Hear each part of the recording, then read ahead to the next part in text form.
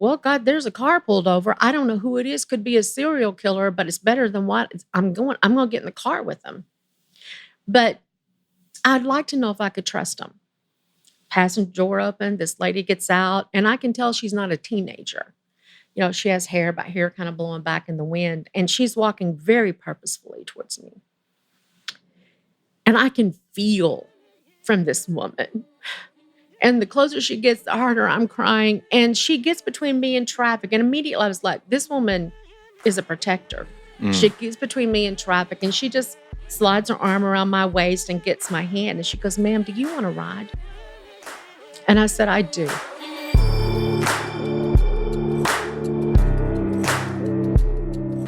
Hello, friends and damn givers. I'm Nick Laparra, and welcome to the Let's Give a Damn podcast.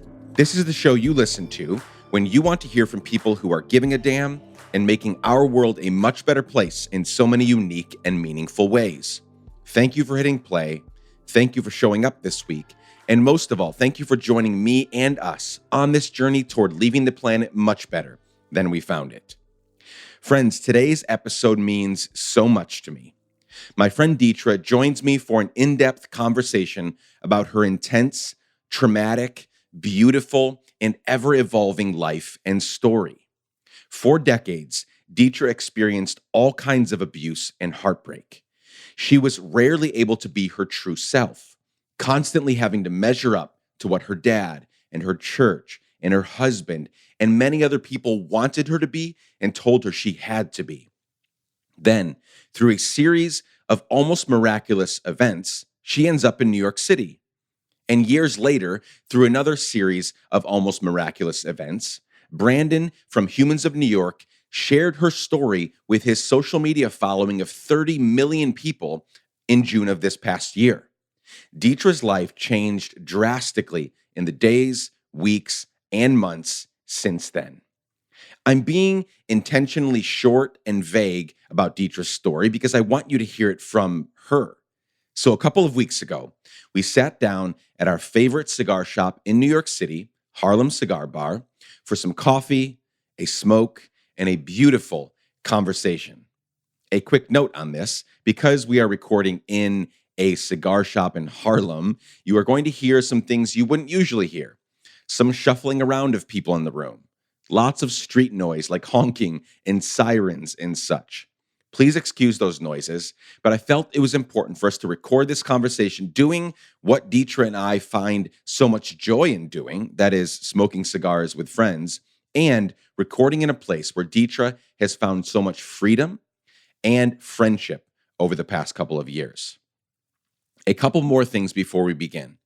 You're going to hear in this conversation, and you'll see very quickly online, that cigars are a big deal to Detra.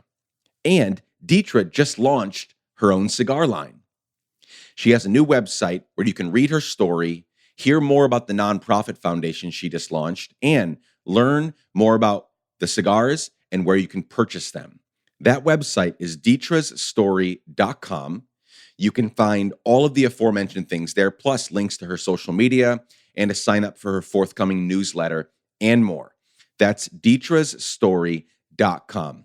And a quick reminder, as always, before we begin, that you can email me anytime and for any reason at hello@letsgiveadamn.com. You can ask questions, recommend future guests, tell me how much you love or hate the show, anything really.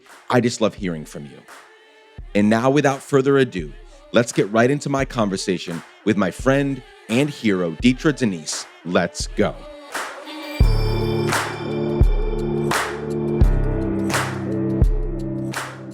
Detra, my friend, welcome to the Let's Give a Damn podcast. I am honored to be here. Thank you for asking. I am equally honored, maybe more, that you agreed to do it. We have known each other for not even a few months at this point, and already I feel very close to you and your story. And so again, you haven't done many of these, and there's so many things happening in your life, so I'm honored that you would take the time to do it with me. And we're doing it so friends that are listening, you may notice some noises, some creaks, some this, some that. We are recording not in an ideal environment for sound, but definitely an ideal environment for who we are and what we like to do. So we're recording at Harlem Cigar Room in Harlem. close to where you live. And so thank you, Harlem Cigar Room, for opening up early. Thank you, Mike, over there, for letting us do this. This is a special place for you, and we'll get into that very soon. But let me begin by saying, and we'll talk later on in the show about some of the things that are happening in your life that you can talk about. But generally, how are you feeling with everything going on right now? Let's talk present day. How are you right now? Well, June 9th, the story was turned loose into the world, and my life has dramatically changed. So how am I with all of that? I am thrilled. I am exhausted because, it's everything new. I have so many open doors ahead of me right now, and they're all things that I want to do that will be challenging, but things that is in my skill set. So I'm good. I'm trying to be wise. I'm trying to not rush, but take my time and sit back and go, okay, this is a new season for me. And I don't have to run to the finish line and wave the baton and go, I did it now. I did it now. So that tends to be how I am. Oh, this is a race. Let me finish it quickly. So I'm trying to see this is not a race. This is now my life, and I'm going to enjoy it. I'm glad for what you just said. This is not a race. Yeah. Life is a whole bunch of moments, sometimes happening at the same time. Mm-hmm.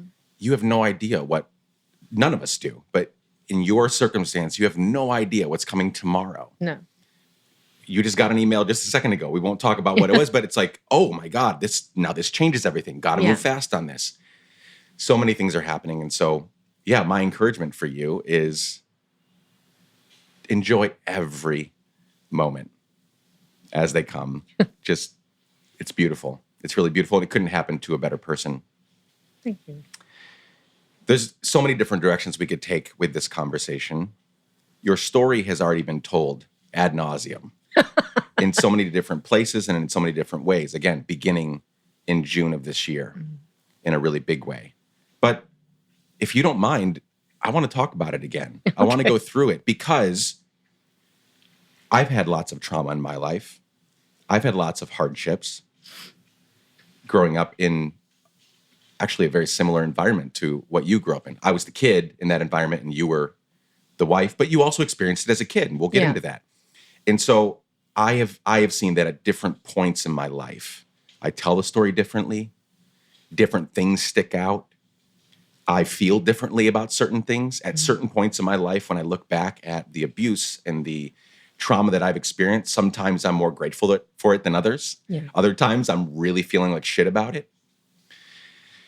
And so let's go through some parts of your story. I'd love to ask you to just start at the beginning and share the things that stick out. I obviously, your life dramatically changed 30 plus years into your marriage, and that's a big part of the story. But as you tell your story on Humans of New York, and as you've told it in many different places, the trauma and abuse and the sort of cultish mentality that you experienced as a wife, as a preacher's wife, you also experienced as a kid. Yeah. So what was it like growing up in that environment? As a kid, are you able to discern anything with, 20/20 vision or understand clearly? And I'm a firstborn. So firstborns either love authority or they reject authority. Sure. I loved authority. So I was daddy's girl. I was mama's, what could I do to help mom? I was the one who wanted to learn. My mom told me that when I left for college, she goes, Detra, you wanted to learn everything. And, we tried to help you do that. And when you went to college, we sat down and went, woof. And, you are very energetic in what you want to do. So I figured out probably at the age of 14, 15 that we were really poor. I didn't know that until then. My clothes came from Salvation Army or the kids in the church or my mother made them. I have always been someone who tries to be grateful for things. And like my favorite sweater came from Salvation Army and it cost $0.25. But my mom had an eye for clothing and what would look good on an individual. I loved that sweater.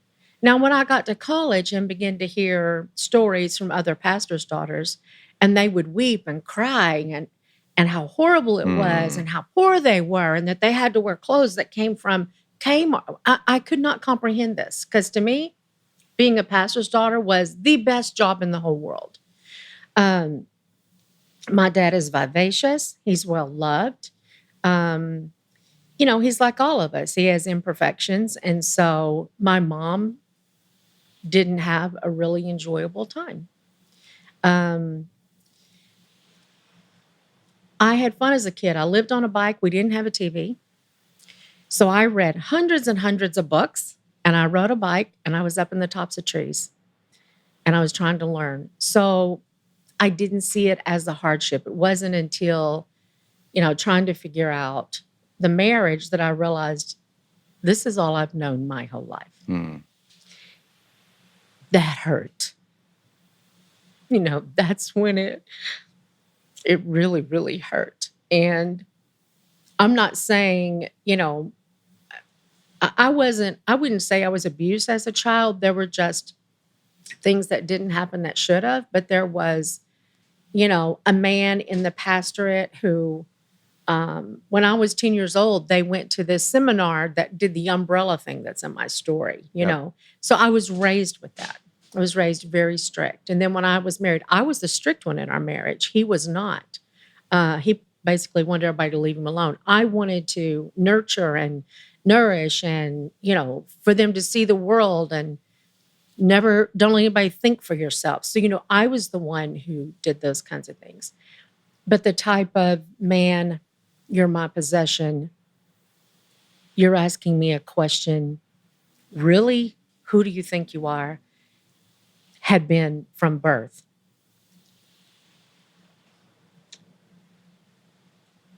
I had a talk with my therapist yesterday about how could I have been that stupid? And I try not to call myself names. And so we had a long talk about, is it intelligence? Is it really intelligence? It's not intelligence. But I have a hard time with why couldn't I see it? But if it's all you know from when you're literally pushed out into the world and the people are smiling and you get hugs and kisses and all those kinds of things, I don't know that you have any way to comprehend that it's not healthy physically, emotionally, spiritually, or any other way. I resonate with that because I have zero regrets from my upbringing. And a lot of that is due to the fact that, as you just stated so simply and eloquently, that's all we know. Yeah. So as far as I'm concerned, all kids are experiencing this, or many more kids are experiencing this behind closed doors when no one's around. Because I look the same way you do when I'm out and about. When we're out playing, when we're out hanging out, when we're playing, I grew up in Guatemala, when we're playing football, like whatever we're doing, we look the same. We're happy. We're so excited for this. So as far as I'm concerned, you're getting beat when you go home, which was my experience. You say something out of line and the anger came out, the physical, the emotional, the spiritual abuse came out. But then 5 minutes later, we were back to loving each other. And I don't think that was fake. Yeah. My dad then and now, my dad, who's a completely changed individual, who's amazing, who loves my kids and loves all of his grandkids and loves his actual kid. Like there's just so much love there now. Mm-hmm. He's such a gentle teddy bear now. Yeah. I believe that same love existed back then. Sure. But it was this perpetual multi-generational cycle that hadn't been broken. Yeah. So all he knew how to do was if I need to get my 1 or 2 or 3 of my 12 children in line, I need to use physical force because I don't have the patience to do it any other way. And so I didn't know anything differently. And so even as I look back now, I don't have any regrets. Yeah. I just, it was what it was. Yeah. And I'm glad my kids are not experiencing that. And I'm glad my siblings are not doing some of those same things to our kids. Mm-hmm. But yeah, it was what it was. As the daughter of a preacher, right? Because your daddy was a preacher. Yeah. Did you ever listen to something he said from the pulpit? The way he talked about God, or the way he talked about life, or the way that we should be living, and then experience something at home where you're like, wait, that doesn't line up. why are you talking to them that way about how life should be, who God is, what we should be doing? And then you come home and do this. Did that ever happen, or was there consistency in the messaging? I would tell you my dad is very authentic from the pulpit and from at home. Were there things that I thought were inconsistent? Yes, but it has more to do with the attitude of women. Like my dad would stand in the pulpit and say, if the old barn needs paint, paint it. Talking about women. But if I wear makeup, what are you doing wearing makeup? So those kinds of things. Yeah. But no, my dad is not. My dad is just has to be the center of attention at all times. And like I would go home. I went to my parents' house for 5.5 weeks to draw a boundary with the man I was married to. I'd been drawing boundaries for like a year and a half, and he would cross all of them. And I had someone give me a book about boundaries and how you get the attention of an psychological abuser. So I had done these things, and he just crossed them all. And so you keep making the boundaries more, but hopefully they get their attention, but they could. And what happened is he out-boundaried himself of me. So I went to my parents' house for 5.5 weeks. I had no money. I couldn't go anywhere else. And it was while I was there that it was just like the blinders were taken off and I could see, oh my goodness, this is all I've known my whole life. Like, Sure. I would go home and my dad would go, hey, I need you to cut my hair. And he did that when I was there. I said, Dad, I haven't cut hair in years, And the only reason I cut my son's and husband's hair is because we had no money. He wouldn't provide for us. He wouldn't take care of money. So I got clippers and I cut everybody's hair. Come to find out I could do a really good job. But I did it for like 6 years. And I said, Dad, I don't cut hair anymore. So he would snap his fingers in my face. And he can snap his fingers and it sounds like a bomb. I don't know how he can do it. When did you become so rebellious? I was 54 years old. I said, Dad, I'm not going to cut your hair. Now, even for me to say that to him is considered rebellion. I can remember being home and one of my babies was in a high chair. We were trying to pack up to get back home with my family, and I had some hot oatmeal. And so I was going to feed it to the baby, and so I'm being rushed, by the man I'm married to. So I blow on the oatmeal. My dad was at the table, snapped his fingers. We don't blow on food at this table. When did you get so rebellious? For blowing on oatmeal. For blowing on oatmeal to feed my baby. And I just got mad. And my dad would say, you can get glad in the same pants you got mad in. And I didn't wear pants. He had raised me independent Baptist, even though we weren't. So I didn't wear pants because they were considered, Men's rebellious. Attire. Yeah, very rebellious. So I didn't blow on any more oatmeal. Got the baby fed, packed up, got in the car, and we're driving out. And I said, please stop. My dad's at the door, and he's all, waiting for me to, and I did. We stopped the car. I got out. I went and hugged him. I was crying. I said, I'm sorry. I look back on those things and think, are you kidding me? And one time, every time I'd go to my dad's church, he pastors a little church, he wanted me to sing before every service. And the church people were very gracious, So because I have a low voice, I'd put together a medley of hymns. So I would go figure out what key. I would hit my note on the piano and sing. I love singing a medley of hymns to go on a journey. So I was rehearsing one day, and afternoon, the church built a little room for my parents to sleep in the afternoon. So my dad comes through to unlock the door. I quit singing. Keep singing. And but this time, I'm like, no, I'm done. And so he comes back up to me, stands in front of me, and he doesn't actually slap me, but he does the hand motions. And with his mouth, he makes the sound, ch, ch, ch. I told you to keep singing. I don't have words. And I went home that night, Sunday night, and this was when I was staying with them before I got back to my house, like the end of April, and I left May 27th. It was all I could do not to put my things in my suitcase, leave their home in the middle of the night. And I knew I'd have to push my suitcases a mile and a half to an interstate to catch a ride to get away. But I laid in bed and I was like, God, no wonder It's very difficult. I know I got to get away. I don't know how to do it, but this is all I know. This treatment, this. So while I'm not mad at my dad, and I love my dad, I haven't spoken to him in 7 years. I will no longer play this game Yeah. because I'm a female. It's over. And how wonderful that your dad has come to a realization of some things. I don't think I will ever, my dad's 85. I don't think I will ever experience that. And I don't have any regrets, and I'm fine with that because he gets to make his choices and he has his own story of why he chooses that. I don't know why, but it no longer fits into a definition of me being able to be okay. I'll probably say this several times during our conversation, but I'm sorry. I had nothing to do with your upbringing and your story up until a few months ago when we met. But I really am sorry that you and so many others, being millions and millions and millions and millions of women,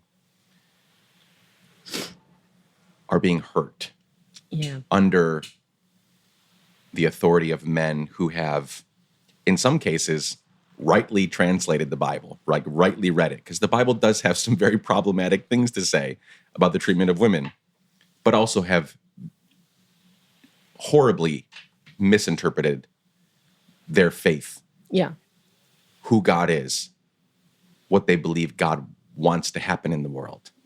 Just so much abuse. It's happening today, right? This is not some problem that we can talk about that happened in the past. And we, as Christians, wherever we are in our faith, you and me, I don't know, and we'll get into that maybe. I am so reluctant when I say that, because even though I can't leave my faith and it looks very drastically different, I have a very progressive, inclusive faith now. When I say I'm a Christian, I'm identifying with these abusers. I'm saying I'm part of the same club, and that hurts. Yeah. It really does. Yeah. Now, any club we ascribe to, no matter what it is, faith or not faith, right? Political, societal, whatever club we do, there are abusers in there. Sure. Because humans are shitty, and we do shitty things, right? There's not a human that doesn't have skeletons in their closet. Sure. That if their best friend or their partner or their neighbor or their coworker knew about, they'd never talk to him again. We all do bad things. But I'm sorry that it happened to you. And I'm not sorry, because here you are, just living an amazing life, not without its hardships. I want to go back to the beginning of your story to talk about a certain thing, because music, you've mentioned it several times now, and music is a big part of your life still today. Yeah. When did that start? I know in your story you talk about these couple of songs that circumvented the Christian music, hymns only scenario in your house, right? Which was what I grew up with as well. Yeah. No secular music, no worldly music. But there were a couple songs that got around that. And so you weren't allowed to dance. You weren't allowed to move your body, which is what we want to do when we listen to so many songs. And so you would circumvent those rules by vacuuming, which allowed you to move. And when did you know that music was going to play a big part in your life? Does anybody know anything when it starts, or do you realize it later? No. Yeah, that's a good point. Maybe when do you remember being so impacted by music for the first time? For the first time? I really, I've said this so many times, and in every show I do a Nat King Cole song. It was Nat King Cole records. It was his voice while I was vacuuming and I was dusting, and his voice is velvet. I'm telling you, to this day, I can be kind of agitated. I can put on Nat King Cole, and it's just like the velvet of him. Just beautiful. And so I wish I had that album. I wish I could even know what the name of that album was. But every song on there, front and back, were just beautiful. There was one song called Ain't She Sweet, and his two little girls sang on there with him. I loved that song, and to hear their voices. But that is just when I knew music played a role in how I felt, the grace. He is elegant, and it is graceful, when he sings. One of these days, in fact, I'm working with my therapist, doing EMDR, of trying to be able to dance because I want to learn ballroom dancing. Story of my marriage about that just breaks my heart. But I want to have that grace and move to it. Do I want to just be able to move to music? Yes, but I like order. I like a purpose. And so it was Nat King Cole and singing. And I think also really what contributed is my mom told me, my mom is dead, but anyway, my mom would tell me that I sang because when I was little, they would drive across town, I'd throw up, had car sickness. So she would have to drive my dad to work, and she would always take a set of clothes for me because I would throw up. Well, one day I was 2.5, my baby sister's born, and I threw up all over her. So Mama learned if she would stand me on the hump before seatbelt, stand me on the hump in the back seat and make me sing, I never threw up. Oh, wow. So I just grew up knowing when you get in the car and the door's shut and it moves, you start singing. But I didn't know the history because she started me singing when I was really young. But when I was 4 years old, my dad pastored a little bitty rock church up in Arkansas, Spring Creek Baptist Church in Springdale. And he stood me in a chair at 4 and told me to sing. And it was "Take up thy cross and follow me," I heard the Savior say. Well, I got out, the first few words and then just laid over on the pulpit and just cried. So he had to finish singing the song. And I love that that's my emotional journey with music because that's kind of how it is now. I sing and cry. But for me as a 4-year-old, I'd seen a lot of people sing in church by the time I was 4. Right. Nobody ever stood in a chair. Why did I have to stand in a chair? It didn't occur to me I'm a kid. I'm sure you can't see me behind the pulpit, but I can as an adult go, why didn't he stand me beside the pulpit? Why didn't I get to stand on the floor and sing? But no, to me, this kind of represents I want you how I want you, not what would be good for you. Does that make sense? So I started singing when I was 4, and then was in a little kids choir, 4 whole notes and a half. My little sister was the half, and there were 4 of us kids about the same age. So started singing early, loved it.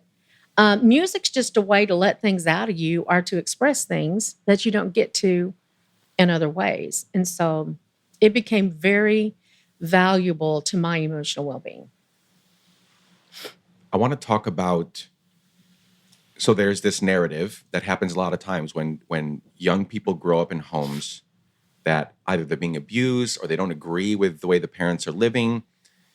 They talk about these rebellious college years. They were finally able to get out and go to college and sow their wild oats and then go on and live their lives, right? Because you're an adult now. That didn't happen for you. No. In fact, college was a continuation of sorts of your, you were shy, you were timid, you didn't really, I love your realization. You talk about your realization that you didn't really know how to act around boys, but they were lining up to hang out with you. Yeah. And you realize now, maybe then, I don't know. You realize now that's because even back then, they were attracted to who you are. You bring so much to the table. Yeah. You bring rich to the table, right? Talk about those college years and how that led to, you ultimately meeting your ex-husband of 34 years. 34 years. Because again, a lot of kids get out and you weren't able to for whatever reason. Yeah. And interestingly enough, I've heard several times where, again, you were a kid, you didn't know what you were experiencing, you didn't know all of it was wrong. It is what it is. And so maybe there was even a little bit of like, this is all you knew, so maybe this is the way it is. Maybe I need to marry a guy like this because this is how life is going to be to me. I don't know. How was that time in your life? Well, I went to college. I got a full scholarship to sing in an ensemble to raise money. My parents lived in Pine Bluff, Arkansas, but about a month after I'd been at college, they moved and he began to pastor in Montgomery, Alabama. But like I told you, when I was 10, my parents went to this conference with this umbrella thing. Yep. So I was raised, your authority is your dad, and then it moves to the man you marry.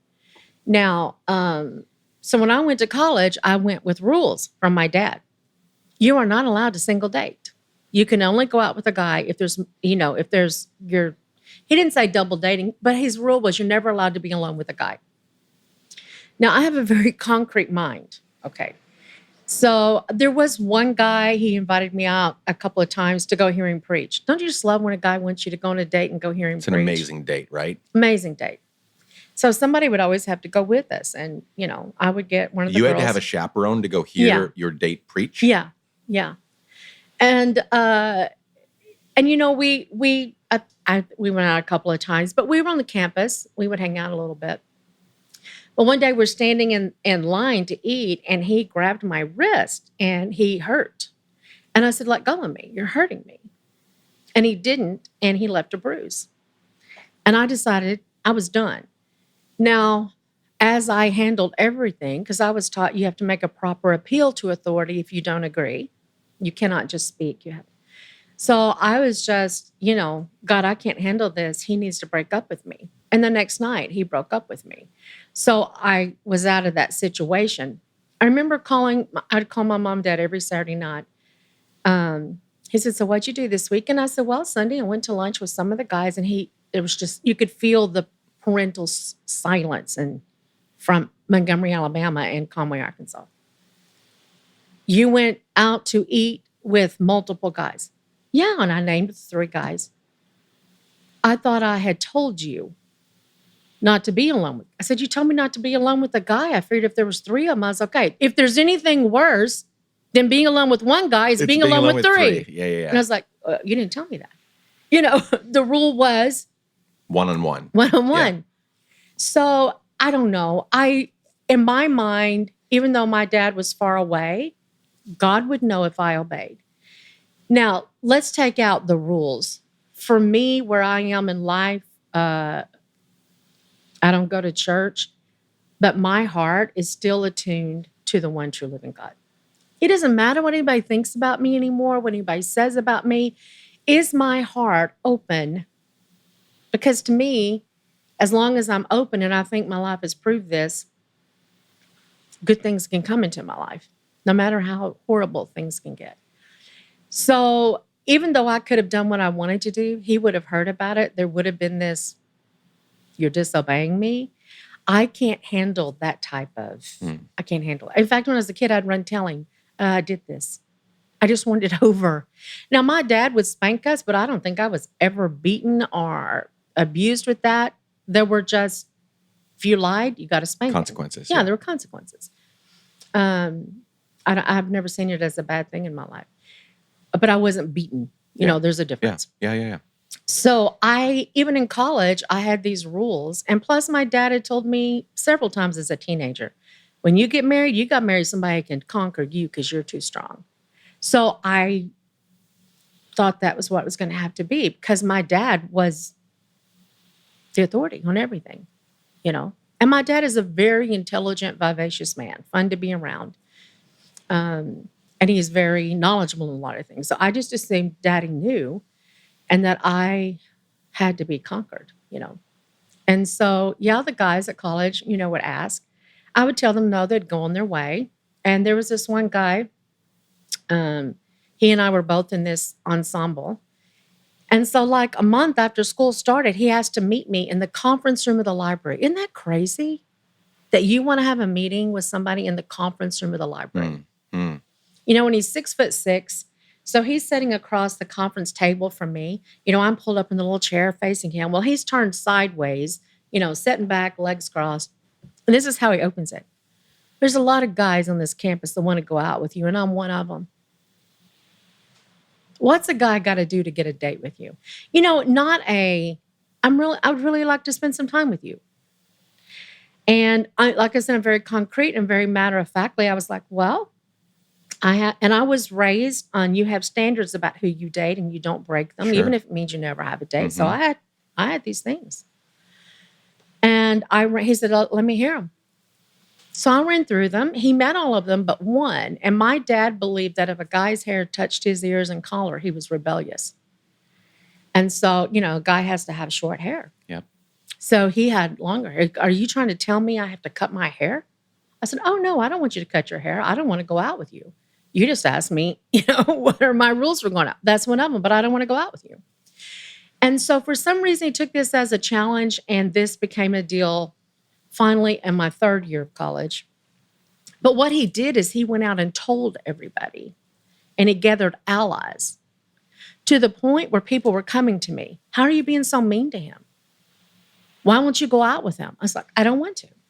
One day, and I talked to my dad about it, and he sent me this letter, long letter about it, had written a poem about it. And anyway, I told him, I'm not going to. He told everybody, people were peeling out of the college parking lot, throwing gravel. Everybody was so mad at how mean I was that I wouldn't go out with this guy. His dad was a professor on the college. He was well liked. I was seen as the villain. No, but it wasn't like, you don't want to, so he should take no for an answer. So he just keeps coming back. And finally, the third year, he comes and he's a little bit more humble this time. You wore him down. And this is what I finally told him. I don't know what to do with you. All the other guys, I tell them no, and they go away, and you just keep coming back. And so I said, I'll go out with you a few times till you can figure out this meant to be. I know it's not. And so I went out a few times, chaperoned, and fell head over heels. And one of the things the day before he asked me to marry him, and when guys would tease me about going out, I would say, my dad tells me, I have to be conquered. The night before he asked me to marry him, he said, listen, I know your dad has said this, and I can't conquer you, but when I have trouble, I'll just pray and God will conquer you for me. Mm. And guess what? I thought, that's the right answer.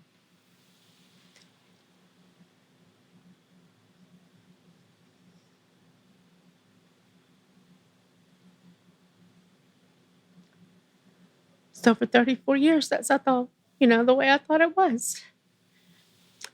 The last 7 years, what I've learned is God had nothing to do with that shit. Not a thing. How I didn't commit suicide, I don't know. How I didn't die from the stress, I don't know. But I have learned this. That umbrella shit. God created me a woman because he needed a woman, He doesn't belittle me or subtract on my account sheet because I'm a female. In fact, he celebrates it. And he has made a way for me here in New York with such love and protection that I can stand with my head up and know I am a creation of the divine. And he says, see this woman? I created her. You are not allowed to use my name to treat her with disrespect. And that has been the most amazing thing that I've learned. One of the things that I learned far too late in life is probably you and I both growing up were told that taking God's name in vain was saying, oh my God, or goddamn, or this or that, anything like that. Yeah. And what I've realized, probably big time, starting in 2016, when a certain someone ran for president and won, mostly with the support of evangelical Christians, was that, no, taking God's name in vain is using God for your sometimes really fucked up purposes, right? Yep, exactly. It just is. Mm-hmm. When every single time your dad, your husband, anyone has ever told you that, hey, if I can't conquer you, God will. Yeah. That's taking God's name in vain. It is. Well, I'm glad that you made it through those 34 years. One of my favorite, probably one of the worst points of your life, but one of my favorite parts of your story is when you finally got away. So 34 years in that marriage, raised how many children? 7. 7 children. Can you, well, however long you want to take, but briefly recount the day that you finally got the whatever up to tell him off and leave? Because that probably one of the most important days of your life. Yep, I would say so. Like I said, I'd spent a year and a half drawing boundaries. I had finally figured out I wasn't being a submissive, loving wife, forgiving wife. I was enabling someone who is so off in their viewpoint of reality. And I was helping. And I don't like helping things that are wrong, you know. And I had laid out, I'm no longer going to be an enabler for you. I thought I was being loving and submissive. I'm enabling. And we're talking, I've addressed this for over 30 years. Deal with it. If you don't, then this is a choice for me. So I didn't know how to leave. I had been counseled, you got to get away from him. And so the prayer became, I can't do it. My greatest fear was hurting the name of God. And so the prayer was, God, if you'll kill me, nobody else will know. Nobody's going to care enough to know. He'll just go with the flow. Everybody's just going to think he's the wonderful, godly man. The kids don't have to know. And I happened to mention my prayer to my doctor, and he was like, you got to change your prayer. Your body hears you. And I was like, well, I am dying. I am dying. And so I was like, well, God, I really think that's the best alternative here, because I want to protect your name. We had traveled in 8 years in 16 states doing revivals for families, and it was going to hurt all those people. It was hurt the name of God. And I was like, so here's the deal. If you have another plan, you're going to have to show me. You're going to have a fulcrum happen, and I promise I'll get out. But I don't know how to leave this. I don't know how to do it. We had gone to talk to a friend to help him with his finances. He lied, and he was awful. And I'd happened to mention on the phone to the friend before the setup, because, look, I've told him, you're his wife. He's got to tell you everything that's going on financially. I didn't have a clue. He would lie about it all the years.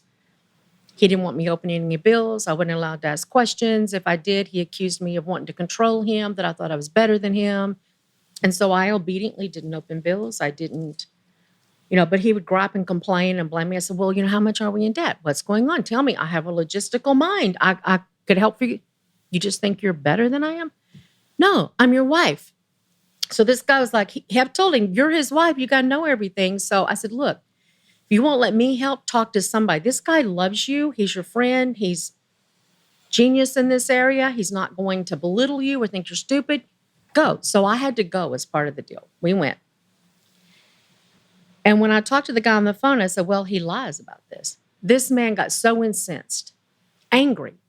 You don't speak against your husband. So in this meeting, this guy, rather than addressing her finances, decides to dress me down and tell me how sorry I am that I have even mentioned that he lies and that I don't appreciate who he is. Anyway, on the way, and I walked out of the meeting. I said, I'm not doing this anymore. And I walked out. We get in the Suburban to go home. And the man I'm married to has taken, this is good energy. And so he pulls a really charming passive, and I've been researching passive aggressive sociopaths, And he said, look, you just need to get back on my team and work with me here. I lost it. I said, I've been on your team for 34 years. I mean, I was his wife. I was his wife in the church and that's what I did. His team, I had been on his team. I had helped build his team. And I just said, you're a son of a bitch. And I really don't know who was more shocked, me or him. And he said, I'm fixing to pull over and tell you something. And I don't know, I felt free. I thought, well, that felt good. And he pulled over and he gets in my face with his finger and yelling at me, which he had never done. I mean, but I'd never called him a son of a bitch. He had never been in my face with his finger yelling at me. When he's yelling, Satan, in the name of Jesus, you're not allowed to speak through my wife. And I this struck me as a little amusing, that this man has created the situation. I've bet everything. And now he's saying Satan is speaking through me. And it was like, this was the fulcrum. This is it. And I got my purse, opened the door.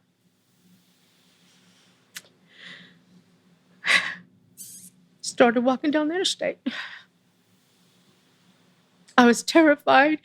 I was free. I was so many things all at once. And, as is my habit to this day, it was like, God, I did it. That was a fulcrum that I needed. I did it.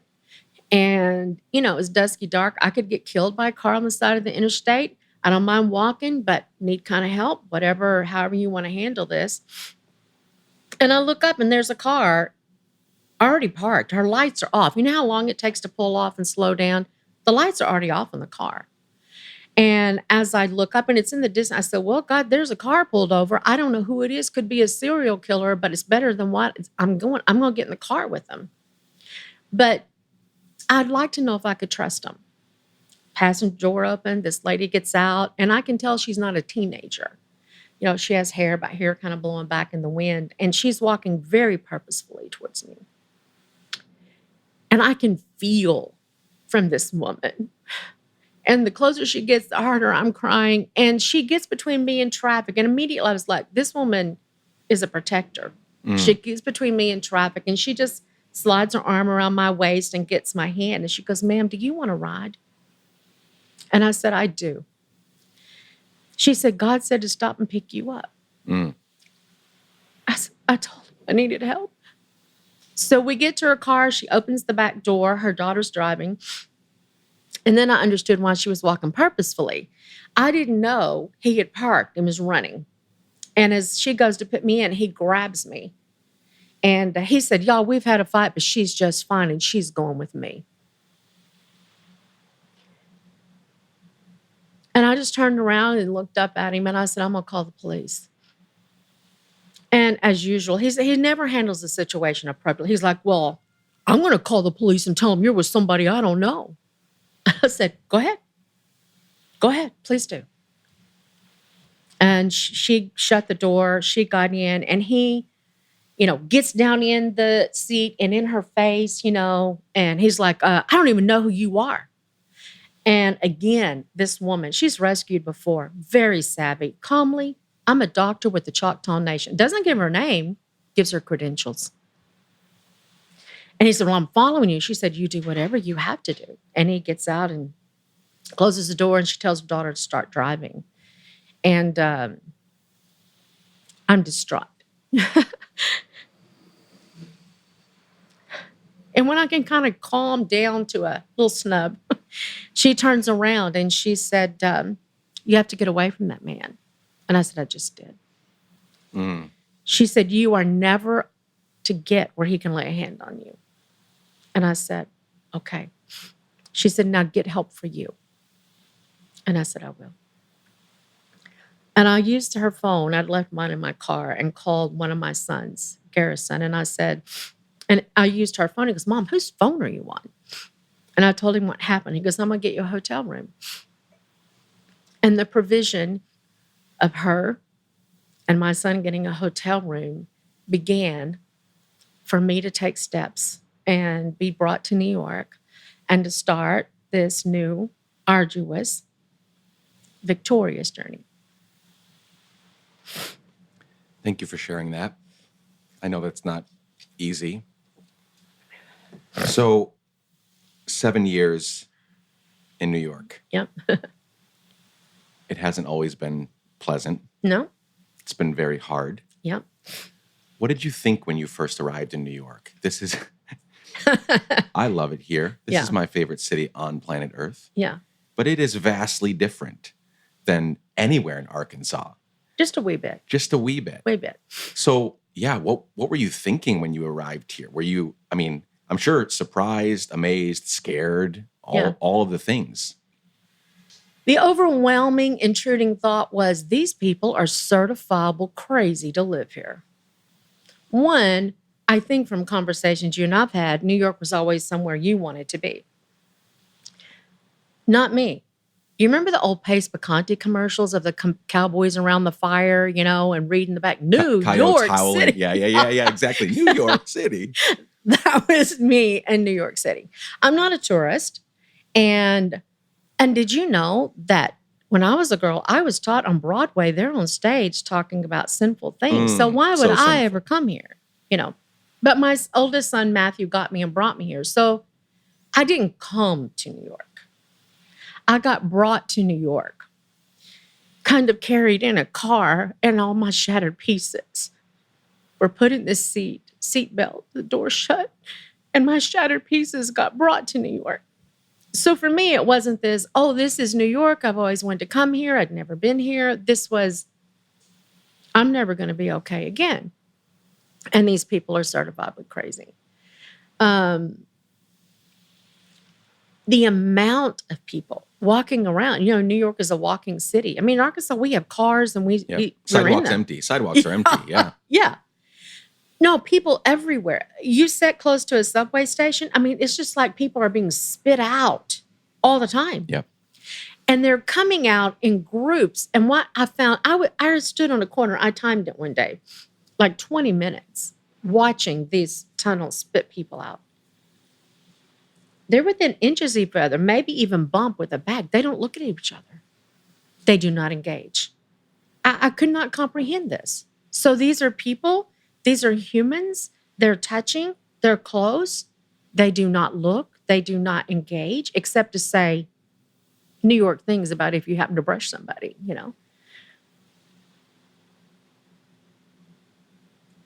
I could not comprehend that there was anything good or that this would be a place for me to grow. I couldn't comprehend anything except waiting for death. I was still waiting for death.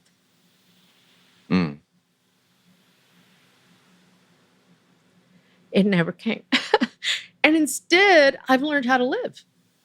And it's amazing. I was thinking a week ago, I've been waking up and I'm like, oh my goodness, what can I do today?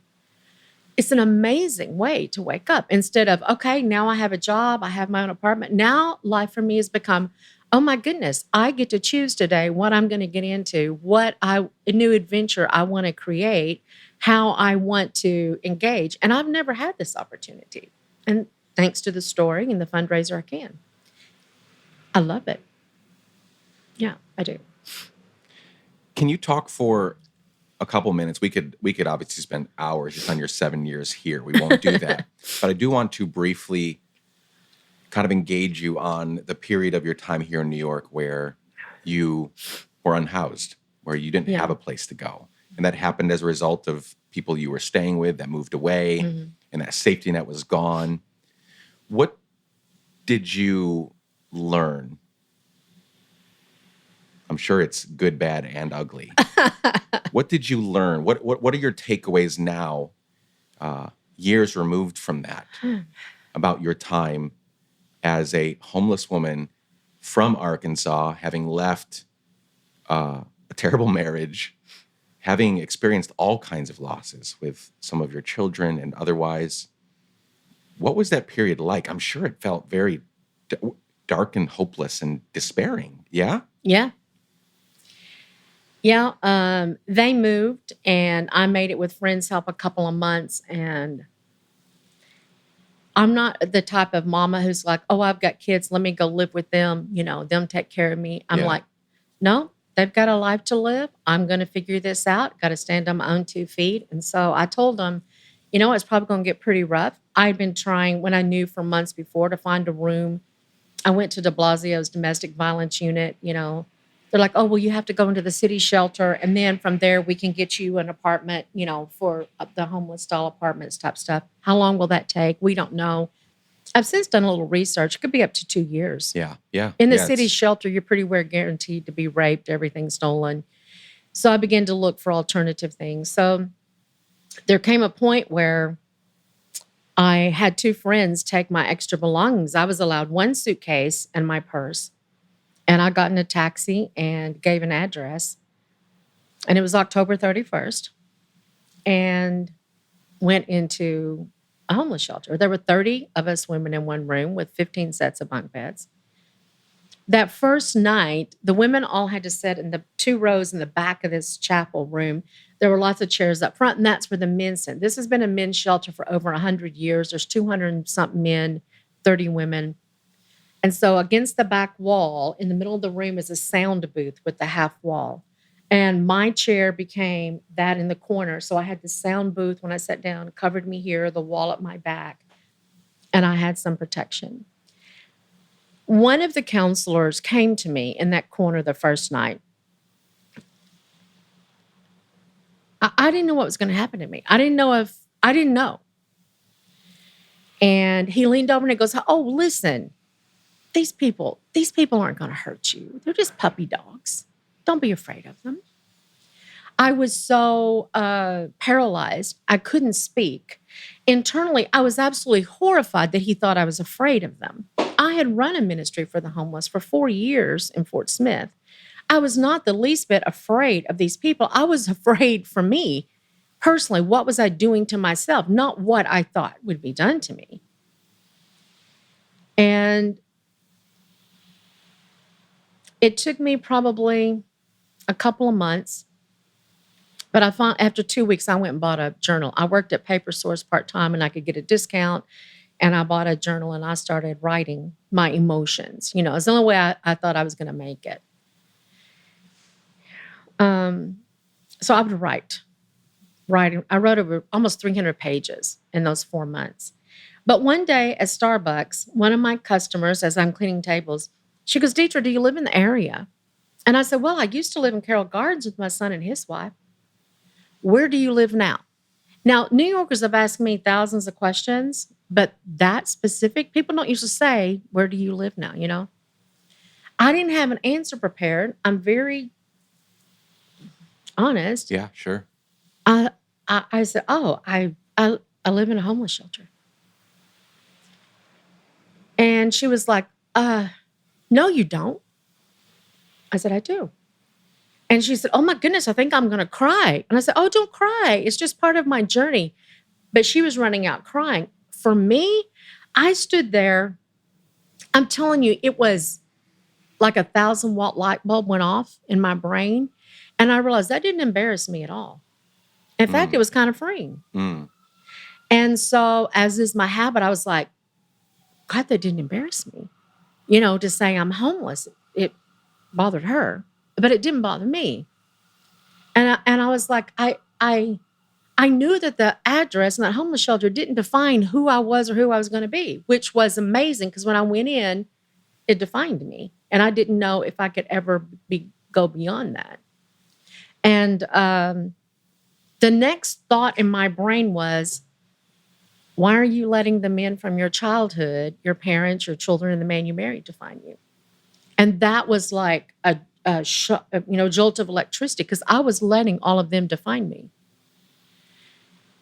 And it was just like in that moment, I realized every day when I get dressed at the shelter, do my makeup and hair, I'd grabbed this thick, black, invisible coat of guilt and shame my whole life. I thought it was an obligatory garment to wear, that it was my identity. And I remember, and I'm very, very visual. So these pictures in my mind, just let it go on the floor of Starbucks. And here's what I knew. Somebody would grab it up because we as humans feel like we have to wear guilt and shame all the time. But I didn't need it. And the air was so cold around me. I'd never walked without it. And I knew it was going to be hard. But I also knew that if the address didn't define me, that I was physically living, because let's face it, homelessness has a stench. It has a definition. It has all of those things, even in my own mind. But I knew that the address had nothing to do with who and what I was going to be. And that I no longer, if I didn't have that visual, I don't know that I ever could have had the concept of neither does the other have to define you. So I see my 4 months in the homeless shelter as one of the hardest ways to learn that lesson, but I don't think I would have learned it any other way. I would have known, yeah, you can't let those things define you, but I did. I just did. And I began to walk away and go, no, I decide who I am. And At that time, the women of the shelter, you had to get out in the morning and you couldn't go in before 4, and they had to line up. You couldn't line up on this street. You had to line up on this side street. And I would just wait around till time and they would all go in and then I'd walk in. And I never lined up because I could sit where I would wait and watch people walk by and shake their heads. People didn't like the homeless shelter. And after that time, I would go join my fellow sisters. And I remember the first time I had this little deli I would go sit in. I walked at the corner and they saw me, Detra. And I walked across the street to get in line for the first time.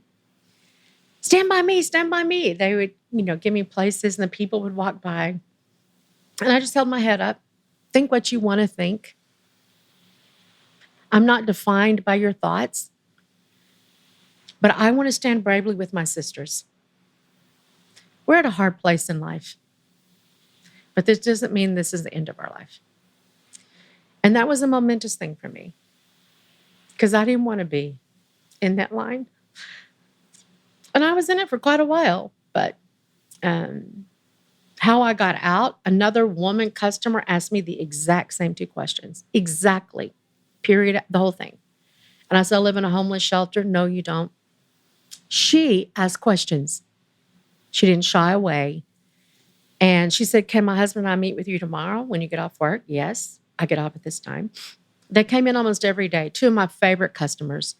And so we sat down and he was like, can I ask questions? And I said, look, I don't go around telling it, but ask what you want. He asked personal questions. He asked financial questions.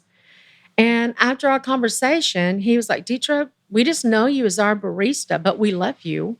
Can't imagine this. So for the next 6 months, we're going to give you this many hundreds of dollars a month. We don't ever want to be paid back, but we want to invest in you.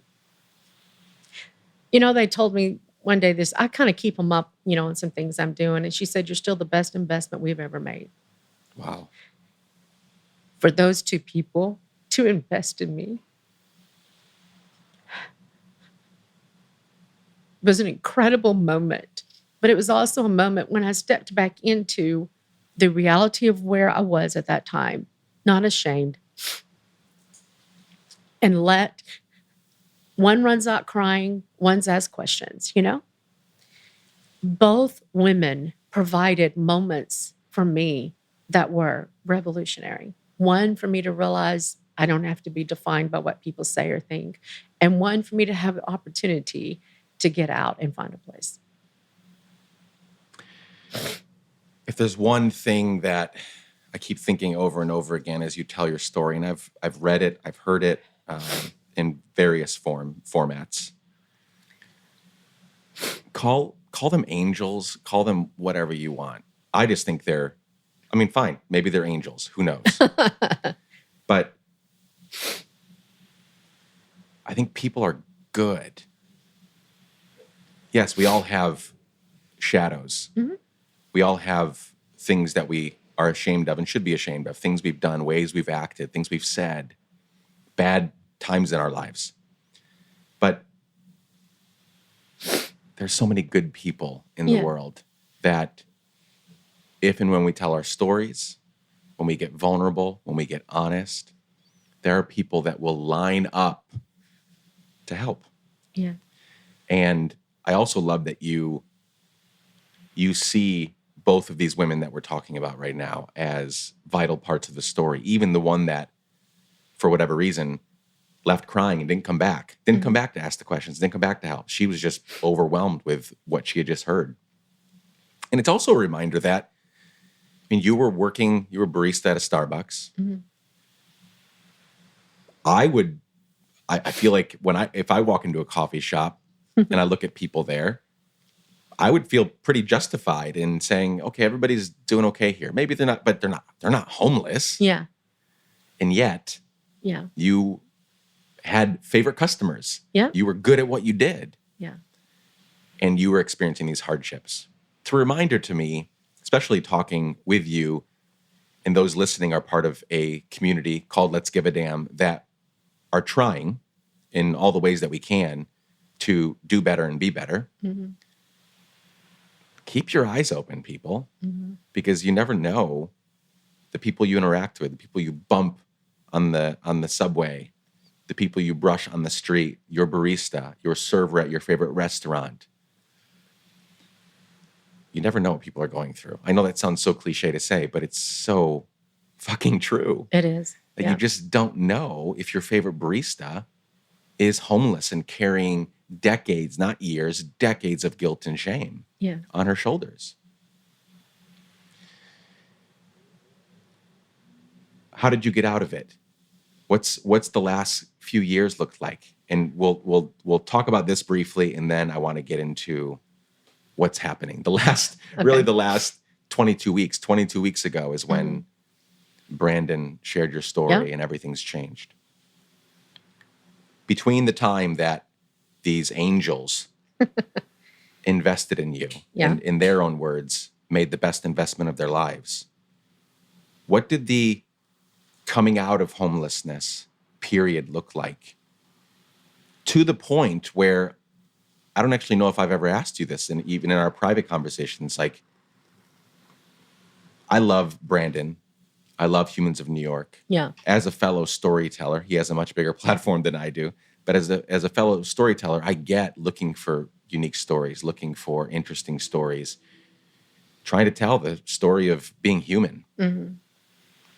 Between the time that these angels made this investment to the time that Brandon found your story and things changed for you forever, what did that period look like? Well, I got out of the shelter. I'd worked 2 jobs while I was there.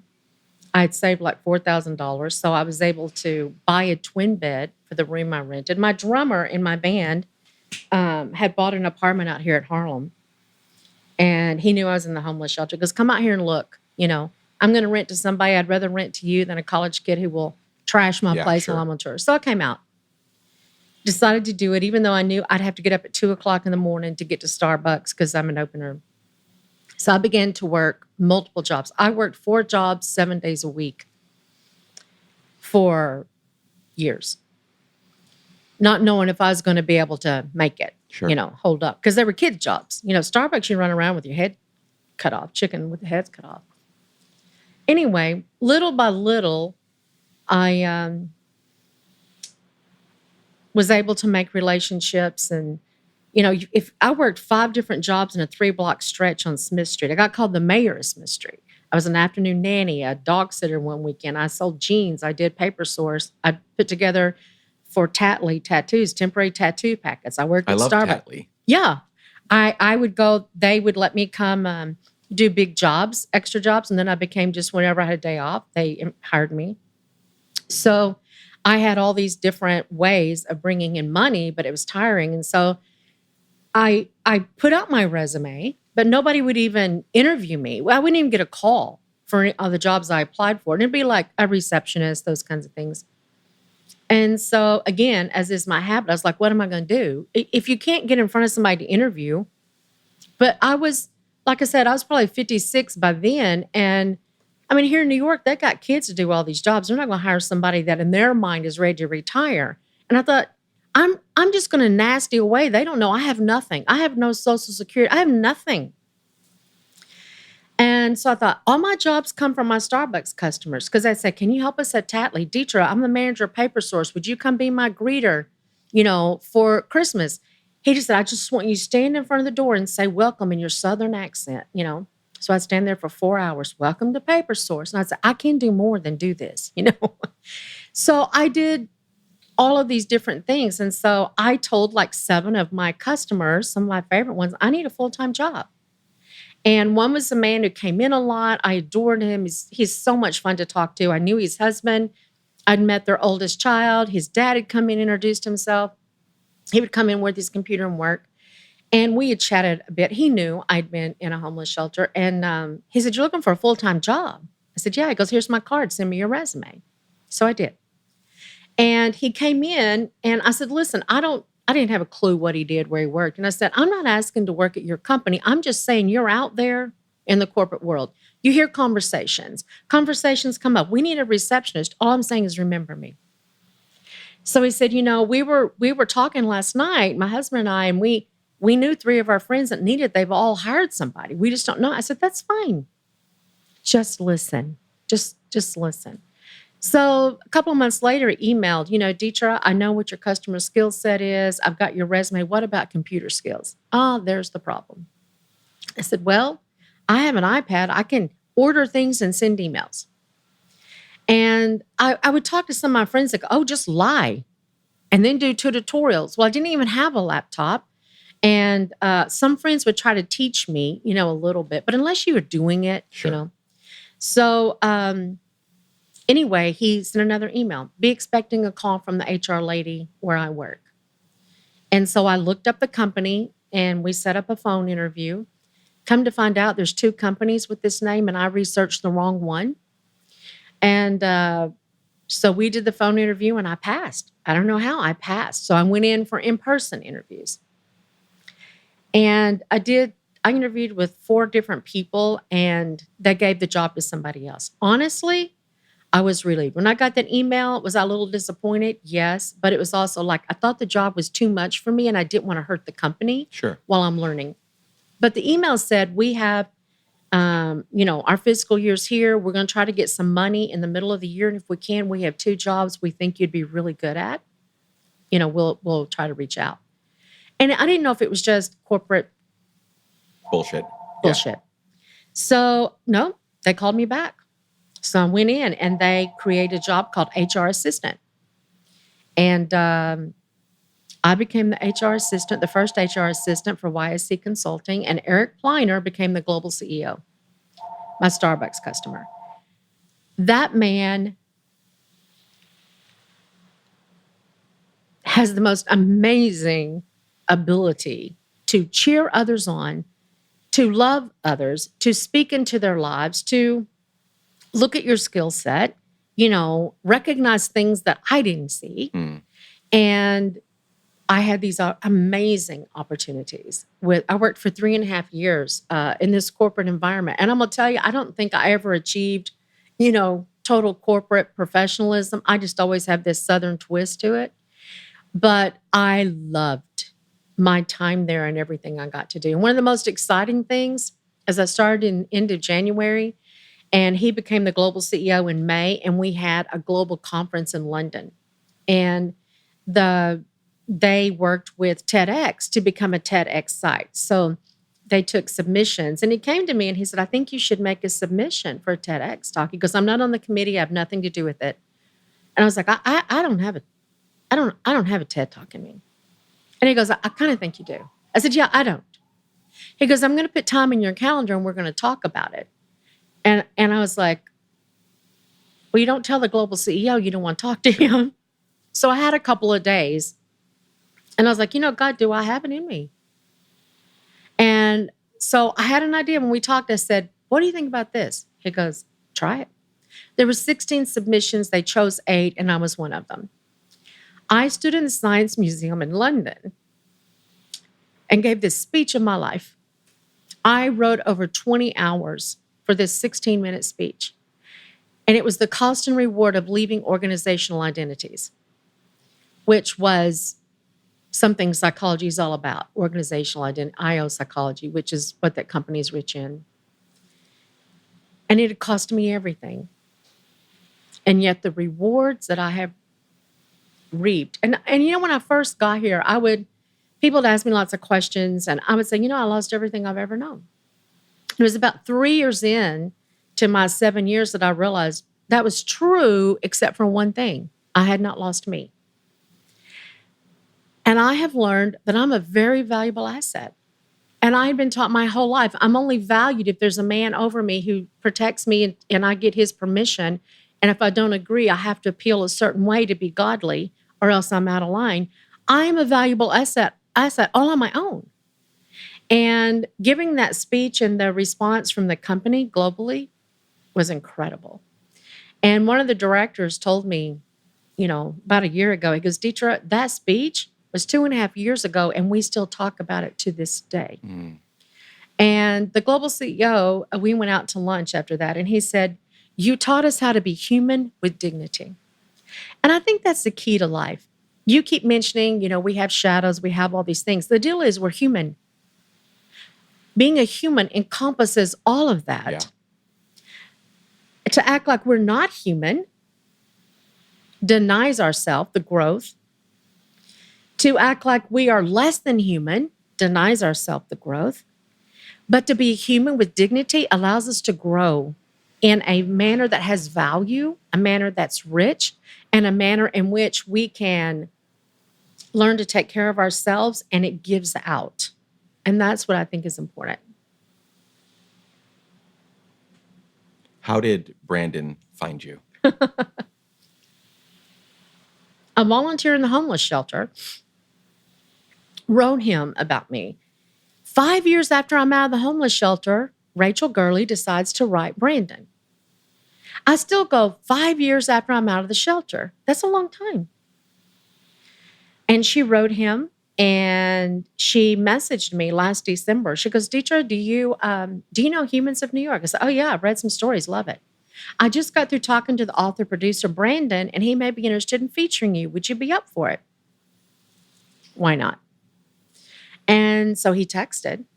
And he had scheduled an interview within 4 days. And I knew enough to know you got to pick where your picture's made. And so I wanted to be in front of my cigar room. My favorite thing is being in a chair out on the sidewalk, watching Harlem go by with some music and my cigar. And so he did. He came and he said, I do 2 styles. I do a 1 page or I do a series. And he goes, let's just talk and we'll figure it out. And like 15 minutes in, he leaned over and he used his hands and got my wrist, both my wrists. And he's like, I am so proud of you. I'm going to do a whole series. We talked for like an hour and 45 minutes. We did a photo shoot around the neighborhood and I had taken the whole day off. I spent the afternoon weeping. I had had a lot of people in my time say, oh, Detra, you're so brave. You are so strong. And I would never tell them, but it hair-lipped me. It hurt my feelings. How dare you tell me I'm brave when I'm broken, when I'm hurt, when I'm so scared, when I don't know what's going to happen to me? How dare you use that word brave? That's such a valiant word. Really? And that I'm strong? Do you understand there isn't a piece? I'm like a shattered piece of glass. I can't even be put back together. How Brandon handled it and the things that he said and that he was going to do a whole series. And he had several things to say in the interview. And this man is known around the world for telling stories. Yeah. Validated me. And he said, this is one of the most incredible stories I've ever heard. And I felt seen because he didn't take away the fear and the pain. It was just like, I'm so proud of you. The only other thing that's been said to me that I sobbed. This woman was doing a facial on me and started asking me questions. I told her the story. She shared part of her similar story. And towards the end, she's sitting behind me. She just leans over and whispers in this ear, thank you for not laying down and giving up. Mm. And the sobs just erupted out of me. I said, oh my goodness, thank you for saying that. She said, you could have done that. I said, it's exactly what I wanted to do. And Brandon had a way of saying, oh my goodness, and I know stories. This is a story that's incredible. It's worth telling the world. And I thought for the first time, maybe what I've done's not been so normal, mundane, and it's been worth doing. And I worked hard. So hard to do these things and to know that I'm worth doing them for. And that is what he did for me and what the story has done for me. Many decades ago, a young man that you were dating grabbed your wrist. Yeah. And caused you pain and caused you to want to break up with him, rightfully so. Yeah. And then decades later, another man grabs your wrist in a non-painful way and says, this is a story the whole world should hear about. I would never have made that correlation. I think life is all about trying to recognize those things. I really do believe that there is redemption in many more ways than we could ever imagine. Yeah. And I don't think it's an accident that Brandon grabbed your wrist and told you those things, because again, I think life comes full circle on so many of these things. Yeah. So since June, Yeah. life's been topsy-turvy for you. Talk about, I mean, many things have happened. You did this show that I was honored to attend, where you sang, told your story. People came from other countries Yep. to hear you sing and tell stories. Yep. Brandon did a fundraiser. Yep. And you're right. I've been following Humans of New York for a long, long time. Love the stories. A 15-part story. Yeah. I was rereading it this morning, just thinking about our conversation. So beautifully told. I think the photos, we've talked about this. I think who you are, Yeah. classy older woman with a cigar in her hands. I think that really helped. Yeah. It just is unique, so startling. Yeah. What are you excited about that is happening right now? There are many things happening, some that you can talk about, some that you can't. True. What are you excited about that is happening right now? One, I'm launching my own line of cigars on the 17th of November. Somehow the cigar has become a symbol all around the world of resilience and freedom. Now, when I asked to have my picture made with my cigar in front of my cigar room, I didn't have a clue. I just knew this cigar was important to me. And so I thought, and people were like, if you ever do your own cigars, we'd love to help you promote it. If that comes about, I don't know. And I received thousands of messages. So those messages are lost. And I don't know how to even find who the person was that said that to me. But I thought, why not do a cigar?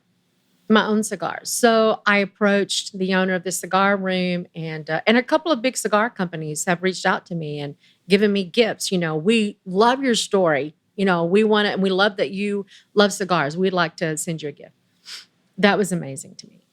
People come smoke cigars with me. People stop and, say, oh my goodness, I read your story, So I approached the owner, and he was like, you know what? I'm going to go to the Dominican Republic, is where he's from. Why don't you go with me? And I went to design one cigar. And I came home with a line of 3 cigars. And I didn't want just a cigar. I wanted something that I liked. And these 3 cigars take you on a journey. And I don't know, everything in my life I see in pictures. And I've got one cigar that's a Connecticut, just a kiss of sweetness, a little bit of kick of spice. And that is, to me, reminiscent of, it's kind of life. It can have some sweetness, but some kick to it, but you do it anyway. And then the Habana, my personal favorite, just has a smoothness. And as I smoked it the first time, Felix was like, what do you think? I said, I think this cigar right here represents, I've lived some life and I've conquered it. The Maduro, when I smoked it, he's like, what do you think? I said, this is going to sitting at the feet of your grandfather, and he's telling you those war stories, telling you what you got to look out for, telling you who you better be careful with. And this is knowing I got some things to learn, but I can do it. And so I am very excited to launch Detra Story, a cigar line. I'm also working with one of my musicians. I've written a couple of songs that are ready to go record. But I'm going to work on an off-Broadway play. I wrote a one-woman play, did it 2 performances 4 years ago. But my goal is One Woman's Journey to Love is what I've always called my shows. And when I did that first show, I knew I was on a journey to love. Honestly, I thought it was to be loved by a man. I would love to experience that. I had no idea that the journey to love was learning to love me. And I figured that out along the way. And it was a realization that slapped me upside the head, because that was the hardest journey to love. You know, how do I love someone so imperfect? How do I love someone who's a complete failure? How do I love someone that is all these things? I didn't know how to do that. And I've learned. So I have final paperwork should be here this month of One Woman's Journey to Love, a nonprofit organization. And I want to encourage everybody, woman, man, take your own personal journey to love. You may can do that in the confines of your support system, your family and friends. Incredible.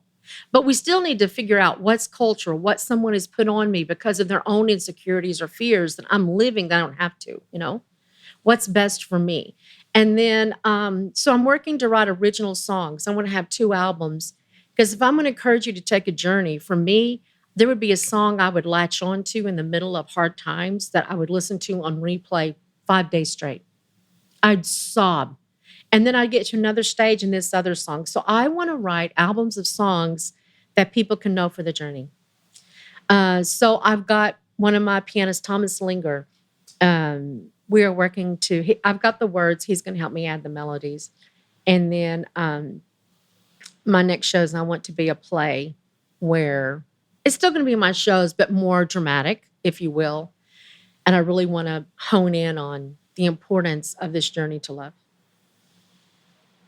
During one of your One Woman's Journey to Love shows from a while back, you talk about how you sang Dance With Me. And you talk about how you kind of alluded to it earlier in our conversation. We talk about how you tried for years to get your husband to dance with you. Yeah. And it never happened. No.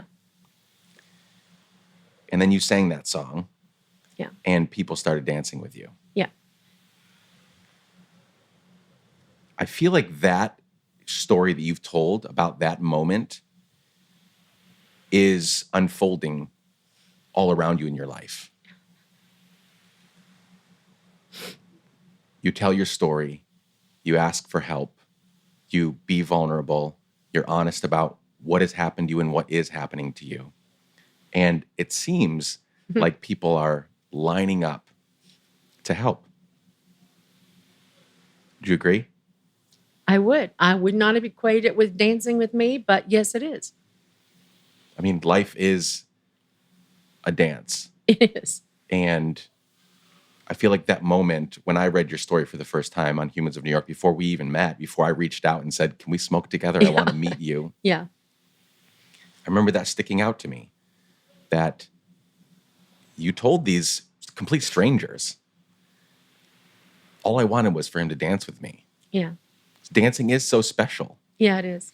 It's such a beautiful moment. It's very vulnerable, especially for those of us that are not, you talked about wanting to learn ballroom dancing, right? Yeah. Then it gets more refined and, you know the movements and whatnot. But dancing like most of us dance is, when I dance, I am terrible. I am terrible. My family, they make fun of me when we have dance parties in our apartment because I just don't know how to move. I just kind of just flop all over the place. But it's there's also nothing like it. Yeah. There's also nothing like just moving. Just move. Like even if it doesn't look good, Yeah. just start moving, because that's what our bodies want to do when we hear these things. And so as I look at your story, as I hear what's happening since you've told your story, all the things you've been through, and even the things that I may know about that people don't know about yet, all the things that are developing in your life, it came as a result of you being vulnerable and then people stepping up and saying, we'll dance with you. We'll dance with you. And I'm so thrilled. There's so much more I want to talk about with you, but maybe we'll do it again in a different podcast, or you and I will definitely continue talking about these things. But from what we've told today, I'm so thrilled to know you, to be helping you in any way that I can. And I hope you have so many more years of life to be able to continue to share your story, and not just your story, because there are so many people. I think what's unique about, because again, I know where you've come from. That was my world, that very strict, domineering over women, men. That's where I came from. I know that world all too well. Yeah. So many don't make it out. I think that's the amazing part. They just stick with it. They stay in the marriage, not for 34 years, for 44, 54. They Yeah. don't find any semblance of freedom until he's gone or whatever. And you got out miraculously with the help of angels. That very pivotal son of a bitch that changed everything for Yeah. you. So the cigars, for those listening, I'll link to those. If you are a cigar smoker, please order them. Do you want to give any insight into what you're going to initially sell? Because I think that's interesting too, like how you're going to sell them initially. Well, it's initially the premiere of it is just going to be a box of 5 cigars. So you'll have 2 Connecticut, 2 Havana, and 1 Maduro to take the journey yourself to decide what you like. That's what's going to be available to order. I only have 1,000 boxes. Hopefully they're going to sell. And then we will have the individual boxes or individual cigars that you can buy. Now for the launch, I have the boxes, but I'm going to talk to the owner. We're going to open up. People could buy 1 cigar. So we're going to have that launch party here at the cigar room next Thursday night.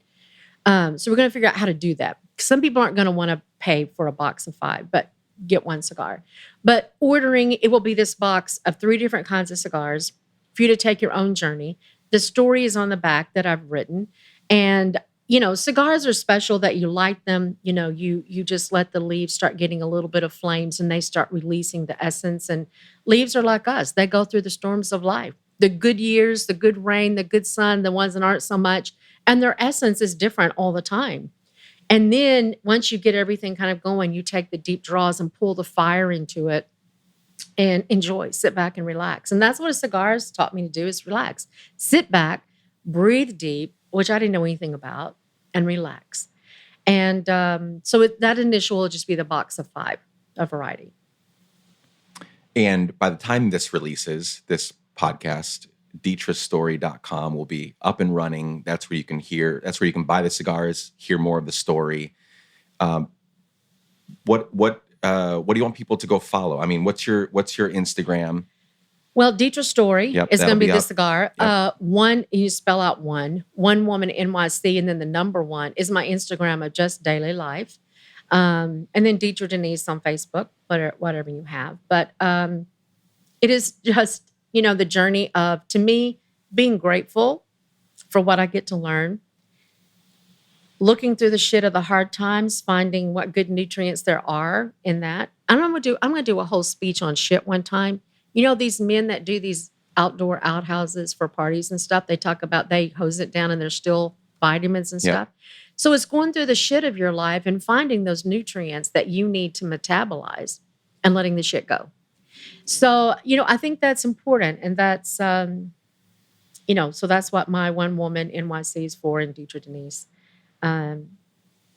Follow me and let's take a journey to love and learn together. I want to end with this quote that I've used mostly in the context, because this is the context in which it was written, mostly in the context of talking about our climate crisis and the way things are going in the world and how we are to live.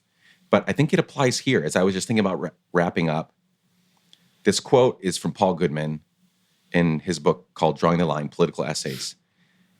The quote is this: suppose you had the revolution you are talking and dreaming about.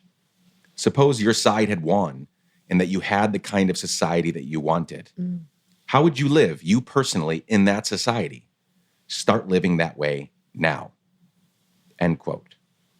I think that applies. This revolution of love, of hope, of owning your story, not staying in the shit in the mire, but getting out of it. All of that is what I hope for everybody, Detra and everybody alike. Yeah. And so that's the society we want in the future.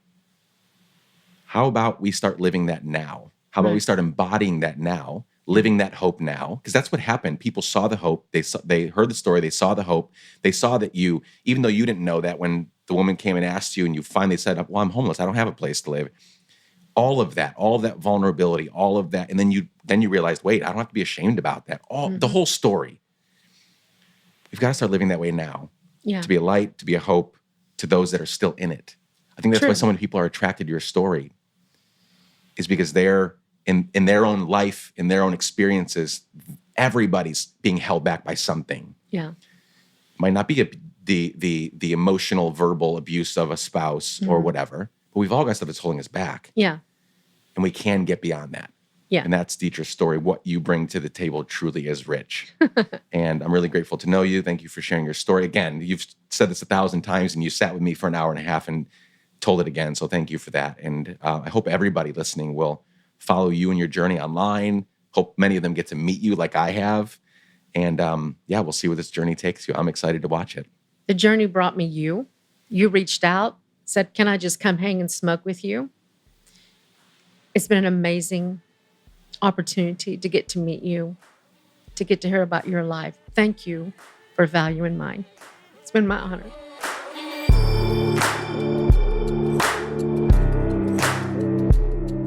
Friends, thank you so much for showing up, for spending some time with Detra and me this week. To find links for everything mentioned in today's conversation and to keep up with all things Let's Give a Damn, visit letsgiveadamn.com. Please share this episode with a friend. Please consider leaving us a 5-star rating and review on Apple Podcasts or Spotify. And please, most of all, show up next week. We have many more incredible conversations coming your way. Chad Snavely, Jess Collins-Harn, and the incredible team at Sound On Studios made this episode. The music is by our friend Propaganda. You can reach out anytime and for any reason at hello@letsgiveadamn.com. I'm here for you. I love you all. Be safe. Keep giving a damn. Bye for now.